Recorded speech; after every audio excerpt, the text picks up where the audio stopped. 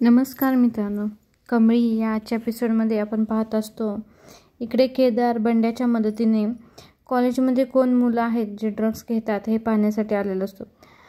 तेव्हा केदारला सारखी उचकी लागत असते. तर यावरती बंड्या बोलतो, नक्कीच कोणतरी ना आवडती व्यक्ती असणार आहे, खूप जवळची असेल म्हणूनच उचक्या लागत आहे. तुम्ही पाणी प्या म्हणजे उचकी थांबेल. त्यानंतर केदार पाणी पितो तरीही त्याची उचकी थांबत नाही. मग आता बंड्या मात्र एक आयडिया देतो की नाक दाबा आणि तोंडाने मोठा श्वास घ्या आणि नंतर नाकाने सोडा. त्यानंतर तसं करूनही केदारची उचकी काय अजून थांबली नसते. मग आता केदार बोलतो, बंड्या चल जाऊन दे आता, उचकी काय थांबत नाही, आपण जाऊ, चल मला दाखवते दागा ते मुलं कुठं कुठं थांबतात ते. त्यानंतर बंड्या बोलतो, ठीक आहे चला आपण जाऊ. बंड्या त्यानंतर तिथे त्यांना घेऊन जातो ज्या ठिकाणी ते मुलं तिथं थांबलेत असतात. आणि पाहतात काय तिथं सिगारेट खाली पडलेला असतात. आणि केदार ती सिगारेट उचलतो आणि त्याचा वास घेतो. तो वास घेतल्यानंतर बंड्या बोलतो, अहो साहेब वास काय घेताय, ती फुकायची असते. त्यानंतर केदारला वास आल्यानंतर काहीतरी वेगळं वाटतं आणि केदार मग बंड्याला सांगतो ते सगळे सिगारेट आहे ते एका पिशवीमध्ये गोळा कर. त्यानंतर मग बंड्या दाखवतो, का तो पॅड्या आहे बघा तिथं बसला आहे. मला असं वाटतं ही पोरं रात्रभर लय अभ्यास करतात बघा, सकाळी उठून पण अभ्यास करतात म्हणून त्यांची असं डोळं सुजलेलं असतात. केदार मात्र बंड्याला यावरती काही एक्सप्लेनेशन देत बसत नाही की नक्की काय विषय आहे तो. केदार त्याला ते सिगारेट गोळा करायला होतो आणि तो बोलतो, बंड्या हा बघा पॅड्या, त्याला ना सगळं कॉलेज ओळखते बघा, तो इथंच बसलेला असतो. त्यानंतर त्या पॅड्याला दाखवतो आणि नंतर केदार त्याच्याकडे पाहतो. नंतर त्या पॅड्याच्या लक्षात येतं हा काहीतरी वेगळाच आहे, कोणतर आपल्याला शोधायला आले का काय, म्हणून तो पॅडी पळत जातो आणि त्याच्या पाठीमागून केदारही पळत जातो. आता केदार त्याच्या पाठीमाग पळत गेल्यानंतर तो पॅडी सापडला आहे का नाही हे काय आपल्याला अजूनही दाखवलेलं नाही. मात्र त्या पॅडीकडे पाहिल्यानंतर नक्कीच कळते की तो ड्रग्स घेत बसला होता. इकडे अन्नपूर्णा मॅडम आलेल्या असतात पोलीस स्टेशनमध्ये आणि त्या बोलत असतात ते यशला, यश तू सांग पटकन, तू कोणाच्या मदतीने आपल्या कॉलेजमध्ये ड्रग्स येतात, हे जर तू सांगितलंस तर लवकरात लवकर आपण त्याची छडाशी जाऊ आणि आपल्याला समजेल नक्की काय होत आहे. तर यावरती तो यश बोलतो, आपल्या कॉलेजमध्ये पॅड्या नावाचा एक मुलगा आहे, तो आम्हाला ड्रग्स देतो. तर त्यानंतर त्याला विचारलं जातं की त्याच्याकडे कुठून येतात. तर त्यावरती कौशिकी बोलते, ठीक आहे तो असेल, पण त्याला कोण देतं नक्की, कॉलेजमध्ये ड्रग्स कुणाच्या हातातून येतात. तर यावरती यश नाव सांगतो, चरण नावाचा एक मुलगा आहे, तोच आपल्या कॉलेजमध्ये ड्रग्स सप्लाय करतो, तो बाहेरून ड्रग्स आणतो कॉलेजमध्ये मुलांना देतो. तर यानंतर अन्नपूर्णा मॅडम कौशिकीला बोलतात, कौशिकी हे बघ आता समजलं आहे कॉलेजमध्ये कुठून येतात, पण असे अनेक कॉलेज असतील आणि प्रत्येक कॉलेजमध्ये वेगवेगळा चरण असेल, त्यामुळे तुला या रॅकेटच्या मुळाशी जावं लागेल आणि शोधून काढावं लागेल. यावरती कमळी बोलते, कौशिकी मॅडम तुम्हाला समजलं ना, हा चरण खूप वाईट मुलगा आहे आमच्या कॉलेजमधला, तो ड्रग्स सप्लाय करतो, त्याला तुम्ही शोधून काढा. तर यावरती मात्र ह्या तिघीजणी त्यांच्याकडे पाहत असतात, ह्यांचं काय चाललंय काय माहिती, ह्यांचं येणार ठाऊक, असा या तिघींचा विचार चाललेला असतो. कौशिकी बोलते, मॅडम काळजी करू नका तुम्ही, मी ना या रॅकेटच्या मुळाशी नक्कीच जाईल आणि हे शोधून काढेल की यांना ड्रग्स कुठून सप्लाय होतात ते. त्यानंतर अन्नपूर्णा मॅडम इन्स्पेक्टर म्हणतात, इन्स्पेक्टर आता आम्ही अनिकाला घेऊन घरी जाऊ शकतो का. तर यावरती इन्स्पेक्टर बोलतात, हो अनिका विरुद्ध आम्हाला काहीच पुरावे सापडलेले नाहीत, त्यामुळे तिला तुम्ही घरी घेऊन जाऊ शकता. असं बोलल्यानंतर परत बोलतो, त्यानंतर काही फॉर्मॅलिटी आहे त्या पूर्ण करा आणि तिला नंतर घेऊन जावा. ओके. त्यानंतर अन्नपूर्णा मॅडम होता, ठीक आहे चालेल, आणि आता अनिकाला घरी जाण्याची परमिशन भेटलेली असते. नंतर अन्नपूर्णा मॅडम कौशिकीला बोलतात की माझी ऑल द बेस्ट आहे तुझ्यासाठी, अशी सत्याच्या पाठीशी उभी राहा आणि काही मदत लागली तर नक्की मला कळव, माझा स्टाफ आणि माझ्या कॉलेजमधले सगळे स्टुडंट नक्कीच तुला मदत करतील असं तिला बोलतात. त्यानंतर त्या दोघी एकमेकीची गळाभेट घेतात आणि कौशिकी तिथून बाहेर पडते. जेव्हा कौशिकी तिथून बाहेर पडते की लगेच अनिका तिथून बाहेर पडते. त्यावरती अनिकाची आई बोलते, हिला काय करायचंय, कौशिकीच्या पाठीमागून कशाला गेली ही. अनिका पाठीमागून हाक देत असते, ओ न्यूज चॅनल असं करून हाक देत असते. त्यानंतर बोलते, ओ न्यूज चॅनल तुम्हाला कळते का तुम्ही कुणाशी पंगा घेतलाय, मी अनिका महाजन आहे, तुम्हाला माहिती आहे का, अन्नपूर्णा ट्रस्टीची एकूण मालकीण मी आहे.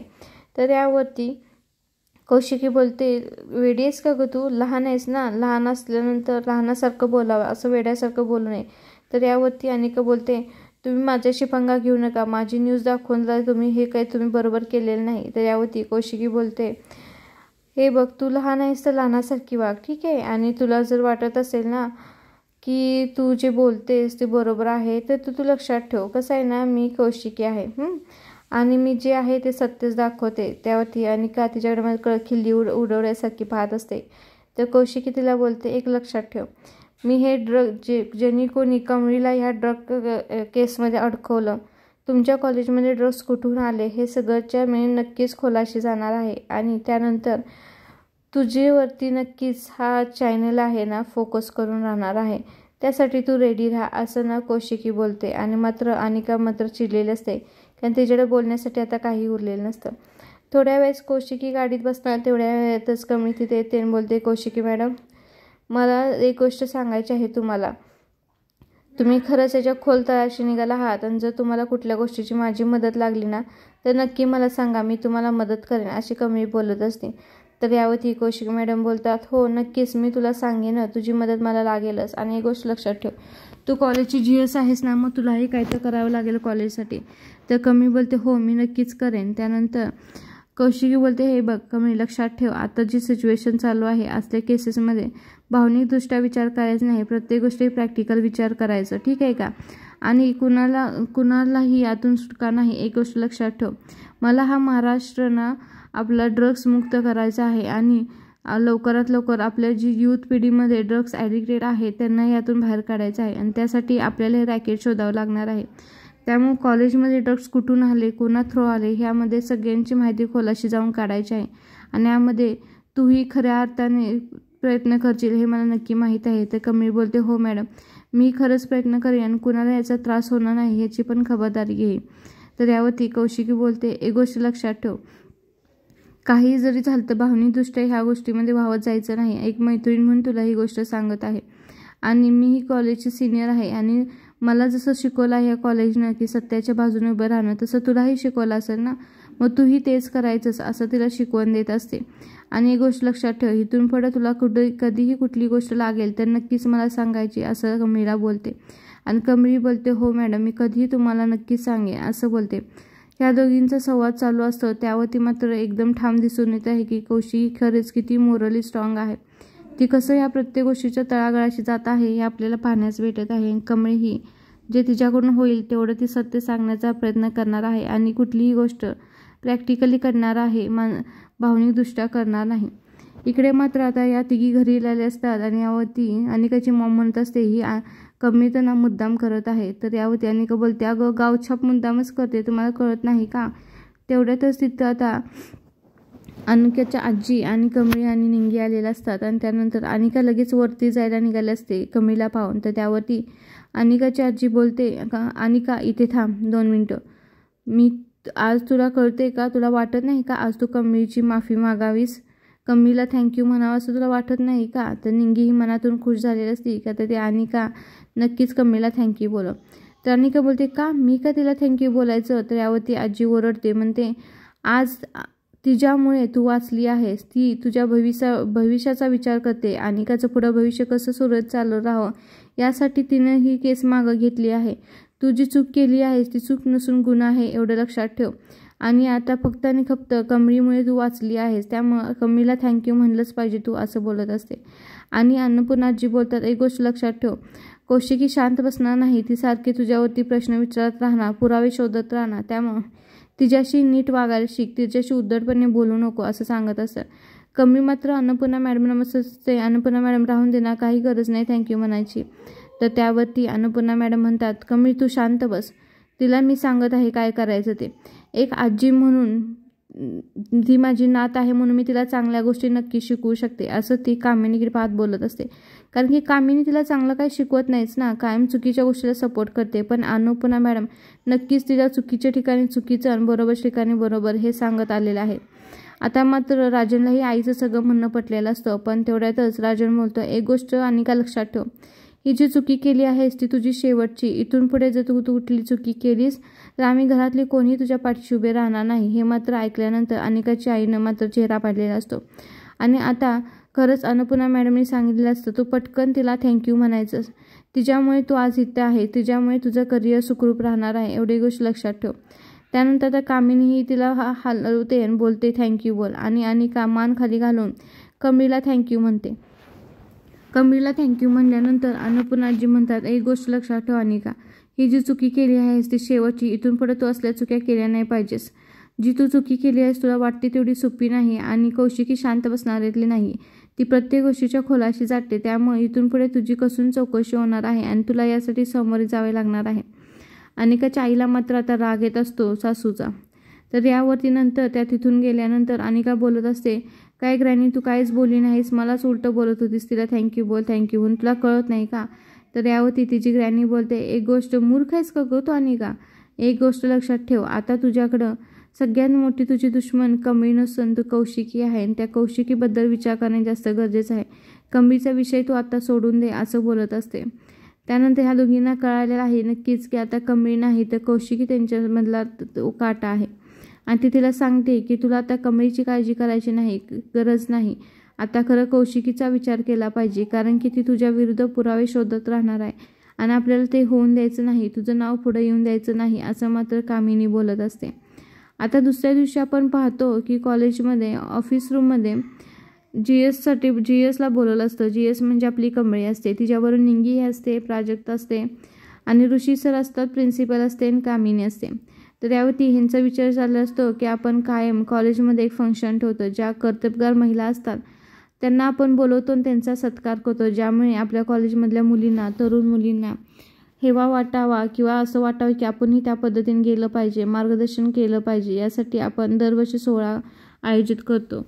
सामाजिक कार्यामध्ये खारकीचा वाटा ह्यासाठी पण आहे असं सांगत असतात आणि आपण दरवर्षी एक अशी महिला बोलवतो जिच्याकडे पाहून आपल्या मुलींनाही वाटावं की आपण असं काहीतरी केलं पाहिजे आणि त्यांनी आदर्श बनावं. तर यावरती कमळी बोलते, यावर्षी नक्कीच आपण कौशिकी खांडेकरला बनवणार असं.